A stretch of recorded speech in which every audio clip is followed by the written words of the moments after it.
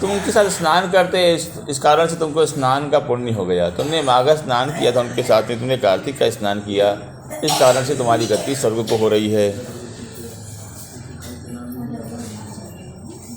दत्तात्रेय जी कथा सुना रहे हैं, सहस्त्रबाहु को कहते हैं इस प्रकार से अपने पुण्य के बारे में जान करके विकुंडल कहता है आपने मुझको पुण्य के बारे में बताया, तो ये बताइए कि माघ का महात्म्य क्या है। माघ ये पूजन होता कैसे है, व्रत होता कैसे है, कैसे इसका व्रत का आरंभ करना चाहिए और कैसे व्रत का समापन करना चाहिए, इसकी थोड़ी विधि बताइए जिसके करने से व्यक्ति दारुण नरक से बच जाए, ऐसा उपाय बताइए। नरक क्या है? अपनी जो हमारी कुंसित भावनाएं हैं, किसी के प्रति बुरा विचार करना, किसी के प्रति दुष्ट भावना रखना, ये नरक है। हम इससे बच जाए, इसका उपाय समझना चाहिए। यमदूत कहते हैं सम्यक प्रश्न तो या सौम्य लुप्त बापोसी सांप्रतम। यमदूत कहते तुम हे मित्र, तुमने बड़ा अच्छा प्रश्न किया है, तुम्हारा पाप खत्म हो गया, इस कारण से तुम लोक कल्याण के लिए प्रश्न पूछ रहे हो और अपने कल्याण के लिए भी तुम अग्रसर हो रहे हो। यद्यपि ये जो धर्माख्यान हैं ये बड़े गुप्त होते हैं, सबके सामने वाचन के योग्य नहीं होते, क्योंकि हर कोई इनके महत्व को नहीं समझ पाएगा। फिर भी तुम्हारे हृदय में शुद्धता और पवित्रता प्रवेश कर रही है, इस कारण से हम उसका उपदेश करते हैं। सबसे पहले तो किसी भी अवस्था में रहो, मन से भी किसी के प्रति दुर्भावना मत लाओ। क्या फ़ायदा किसी की दुर्भावना रखने का? मन अपना ही मन पीड़ा को प्राप्त करता है, अपना ही मन दुखी होता है। किसी के बारे में बुरा सोचो तो सबसे पहले अपने मन को कष्ट होता है, क्योंकि पीड़ा वो शब्द अपने मन को पहले मिली, दूसरे को बाद में मिलेगी।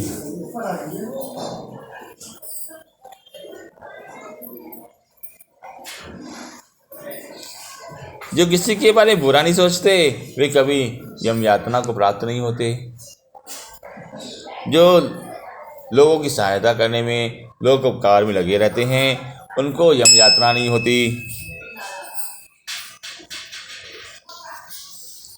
इसके विपरीत में जो सदैव दुराचार करते रहते हैं वही नरक जाते हैं, उनको ही यम यातना भोगनी पड़ती है। इसलिए जिसको अपने कल्याण की इच्छा है, सबसे पहले तो उसको दूसरों से ईर्ष्या का त्याग करना चाहिए, दूसरे के प्रति बुरे विचार को त्यागना चाहिए, जिससे उसका कल्याण हो जाए। यमदूत कहते हैं सस्नातः सर्वतीर्थेषु सर्वजनेषु दीक्षितः। जिसने किसी के प्रति कोई वैर भाव नहीं किया है वही संसार में तरता है। ब्रह्मचारी गृहस्थस्य वानप्रस्थो यतिस्थः। चाहे कोई भी हो, ब्रह्मचारी हो, वानप्रस्थी हो, गृहस्थाश्रमी हो, सन्यासी हो, कोई भी हो, यदि वो अपने कर्म को सही प्रकार से करता है तो ही वो यम यातना से बचता है।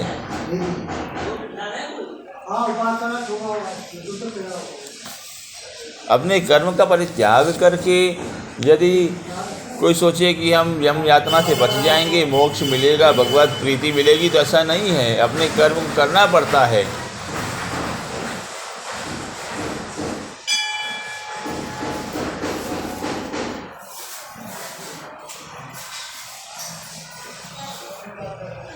इष्टापुत्रता ये च पंचयज्ञरताश्च ये। केवल पूजा पाठ करके भगवान को प्रसन्न करे तो ऐसा नहीं है कि हम कितनी पूजा पाठ करते रहें और लोगों को लूटे मारें, किसी को धोखा दें, इससे हमारी पूजा भी दूषित हो जाती है। इसलिए किसी के प्रति कोई वैर भाव नहीं रखना चाहिए।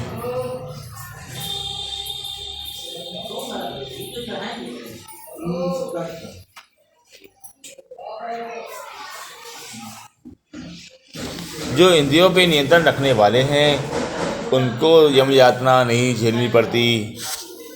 गांधिष्ठा पंक निर्मग्ना रोगमग्ना द्विजम। तथा जो किसी गड्ढे में गिरी हुई गाय किसी या किसी अन्य जीव को भी बाहर निकालते हैं, रोगियों की सहायता करते हैं, चाहे वो रोगी ब्राह्मण हो या क्षत्रिय, कोई भी हो, शूद्र भी हो, उसकी सहायता करते हैं, उसके लिए उसका उपचार कराते हैं, उनको अश्वमेध यज्ञ का फल प्राप्त होता है।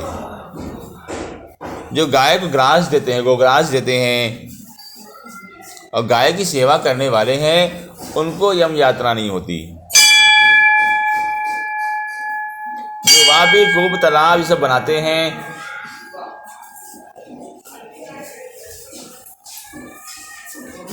प्राणिनम जीवनम वारी प्राणवारिणी संचिताः तत्प्रभाव ये प्रपंचयन्ति दीप्यन्ति सदा देवी।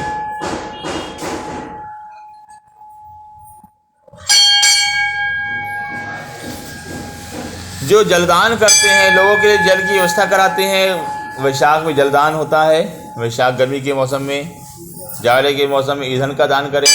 वैसे भी जाड़े में जलदान हो जाता है कि प्यास तो लगती ही लगती है, भले कहा जाए जाड़े में ठंड लगती है मगर प्यास अपने स्थान लगती ही लगती है।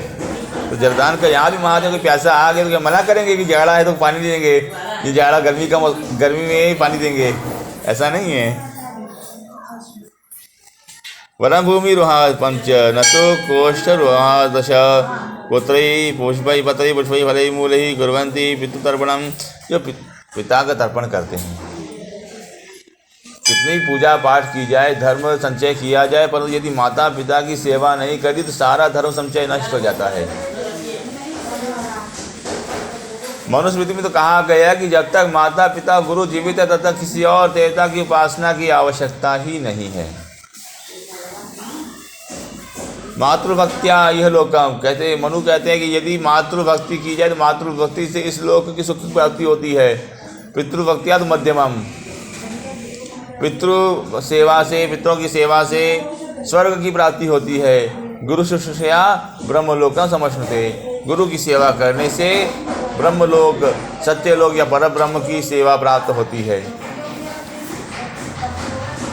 इसी जब तक माता पिता गुरु जीवित है किसी और देवता की आवश्यकता ही नहीं है। कबीर कहते हैं गुरु गोविंद दो खड़े काके लागू पाए, बलिहारी गुरु आपनो गोविंद दियो बताए। हमें क्या पता तो पत्थर की मूर्ति पुतला है कि भगवान है, ये तो गुरु जी ने बताया कि भगवान है। एकदम भगवान को कहाँ पहचानते, सामने भगवान आ भी जाए तो कहाँ पहचानेंगे, कैसे आएगा, दो भुजाओं वाला बन के आएगा। अब वाराह बन कर के आ गए सुअर के रूप में तो कैसे पहचानेंगे आम सुअर है कि भगवान वाराह है। तो अंतर तो केवल गुरु ही बताएगा, इसलिए गुरु भक्ति से ही, गुरु सेवा से ही कल्याण होता है।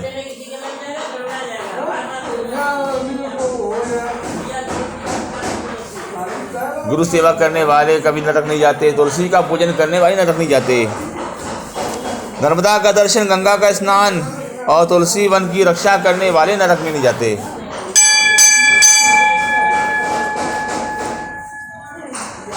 तुलसी की सेवा तो इतनी श्रेष्ठ है कि उसकी तुलना रत्नों के दान से भी नहीं हो सकती। कितने भी रत्न दान किए जाएं, तुलसी का एक पत्र भी भगवान नारायण पे चढ़ाया जाए तो करोड़ों रत्न दान से श्रेष्ठ है एक तुलसी पत्र का दान।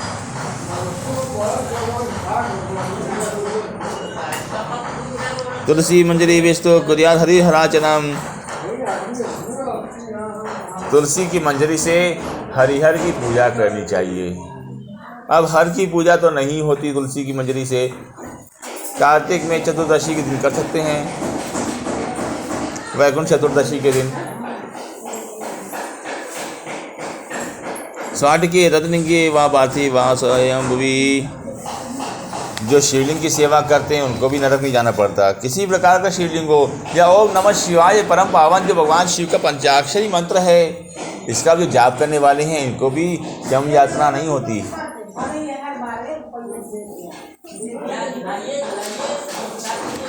द्रव्य मन फलंतोयम शिवस्य शिव स्वयं न कथित, परंतु इतना ध्यान रखिए शिव जी के ऊपर चढ़ाया गया कुछ भी सेवनीय नहीं होता। शिव जी के ऊपर चढ़ाया हुआ जल, शिव जी के ऊपर चढ़ाया हुआ फल, अन्न, उसका स्पर्श नहीं करना चाहिए, नहीं खाना चाहिए। आप जानिए निर्माल्य नहीं सम लगे,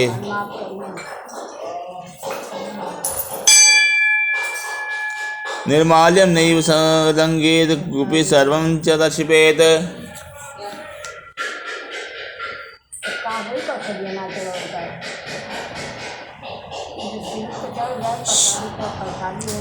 अरे कथा हो रही है सॉरी।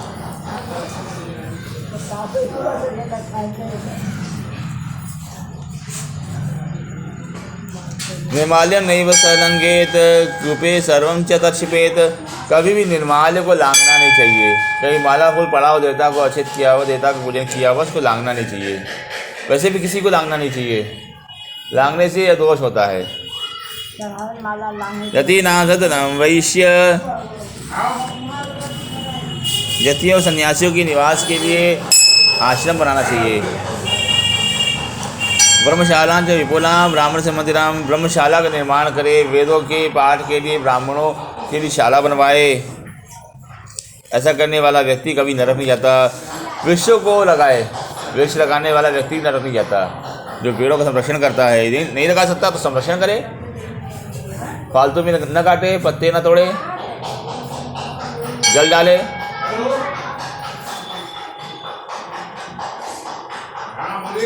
आदित्यं चंडिकां विष्णु रुद्रम चैव गणेश्वरम उपभुंजन्ति ये द्रव्यं ते वै निधिकामिनः। जो शिव के तो कहा गया कि शिव निर्माल्य को ग्रहण नहीं करना चाहिए। देवता वस्तु, किसी भी देवता के ऊपर चढ़ा हुआ कोई भी द्रव्य है उसको ग्रहण नहीं करना चाहिए। जैसे लोग भगवान के मुख में डाल देते हैं, गणेश जी हैं तो उनको लड्डू खिला दो, तो उनके मुंह में ठूस देते हैं लड्डू। तो मुंह में ठूसा हुआ लड्डू या हनुमान जी के मुंह में डाला हुआ लड्डू नहीं खाना चाहिए। वो देवता का द्रव्य है, उसे किसी को ग्रहण नहीं करना चाहिए। वो देव द्रव्य है, उसमें हमको उसको धारण करने का सामर्थ्य हमारे अंदर नहीं है।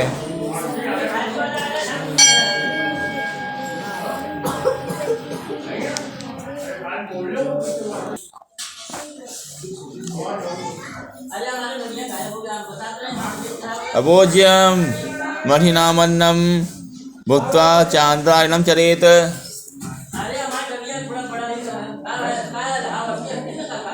मठों में सन्यासियों के यहाँ बड़े बड़े भंडारे होते हैं, परंतु जो विवेकी व्यक्ति को चाहिए कि मठों का अन्न न खाए। न जाने किस चीज़ का पाप कौन वहाँ डाल के जा रहा है, संसार भर का पाप खाने जाओ।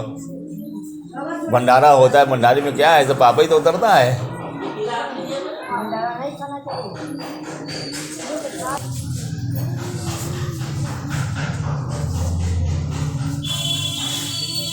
मूर्खो अपनितो वापि श्रोत्रियः अपनितोऽपि वा ब्रह्मतुल्योऽतिथिर्वैश्यः मध्याह्ने यस्मागतः प्रतिशान्ताय विप्राय हन्यस्मै चिन्ताय च। वस्तुतः ये सब जो अन्न भंडारे होते हैं अतिथि के लिए होते हैं। कोई अपने शहर में कोई भूखा प्यासा आया है उसको खिलाने के लिए। अब हमने दान भी दिया, पैसा भी लगाया, अपने घर भरा भी हुआ है, फिर चले भंडारा खाने के लिए, तो क्या फायदा इस भंडारे का। जो नहीं खा सकते, जिनके घर में नहीं, ये सब व्यवस्था उनके लिए है।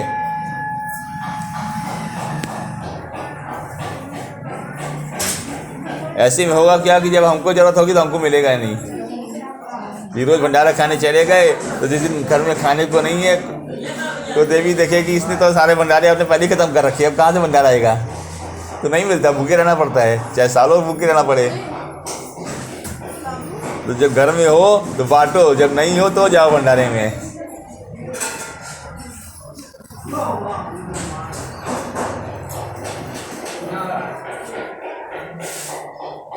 अतिथि विमुखो यस्य स गच्छे गृहमागतः। कभी भी किसी अपने घर में आए हुए अतिथि को त्यागना नहीं चाहिए। अतिथि को भूखा प्यासा घर से ना भेजे, कहाँ से पानी पिला के भेजे। कोई भी आया हो, अतिथि की कोई जाति नहीं होती कि अतिथि हमारे यहाँ कोई अपनी जाति का आएगा या हमसे ऊंची जाति का आएगा तो उनका स्वागत सत्कार करेंगे, ऐसा नहीं है। अतिथि कोई भी आए उसका स्वागत सत्कार करना चाहिए। कोई कुत्ता बिल्ली भी आ जाए तो उसकी व्यवस्था भी होनी चाहिए। हमारे यहाँ चिड़िया को जल पिलाने की व्यवस्था हुआ करती थी, चिड़िया भी आ जाए तो उसको जल पी के जाए, दाना डालते थे लोग। अब यही तो जो साइबेरियन पक्षी आते हैं उनको लोग काहे को खिलाते हैं कि अतिथि हमारे भारत देश में सेब खाने आए हैं, सेब खिलाते हैं, तो अतिथि सत्कार का ही एक रूप है ये। तो अपना अतिथि सत्कार अपने घर में बराबर चालू रहना चाहिए। कोई भी अतिथि अपने घर से निराश होकर न जाए। ऐसी व्यवस्था करने वाले व्यक्ति कभी नरक नहीं जाते। इस प्रकार से विकुंडल और विकुंडल को उपदेश किया। कहते हैं प्रातःकाल जो मार्ग में स्नान करते हैं वे कभी नरक नहीं जाते।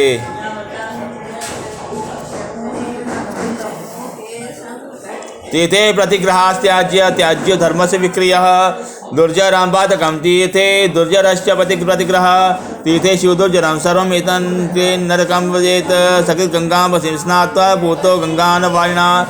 कहते हैं जो प्रातःकाल गंगा में स्नान करते हैं वे कभी नरक नहीं जाते। प्रथम दानं तपोयज्ञः पवित्राणि त्राणि च गंगा विद्वेषकस्य च न समानीति विशतम्।